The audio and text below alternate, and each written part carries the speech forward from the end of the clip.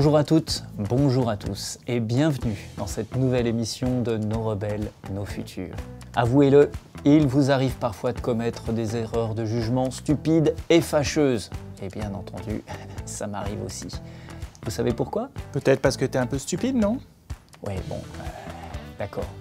Et plus sérieusement, nos jugements, et par conséquent nos décisions, sont influencés par des biais cognitifs. Ces derniers se manifestent par des erreurs de jugement prévisibles, dans la mesure où tout le monde a tendance à se tromper de la même manière dans les mêmes situations.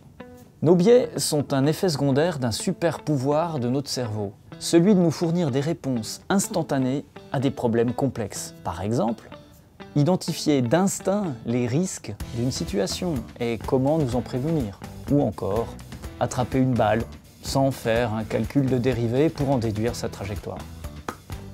Des automatismes qui nous sont extrêmement utiles au quotidien, mais qui parfois nous trompent.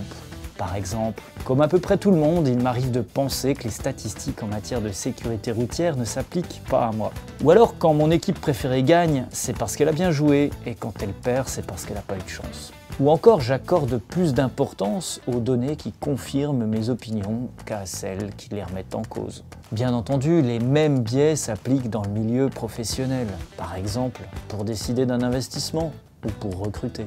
Malgré toute sa bonne volonté, un recruteur aura tendance à privilégier les candidats qui ont la tête de l'emploi.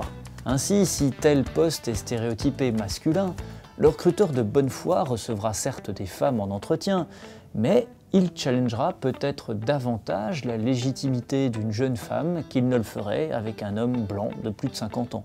Comment éviter ça?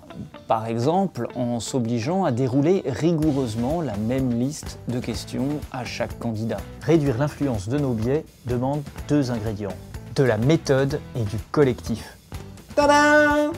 Méthode et collectif, c'est nous. Méthode, collectif. Alors, on y va?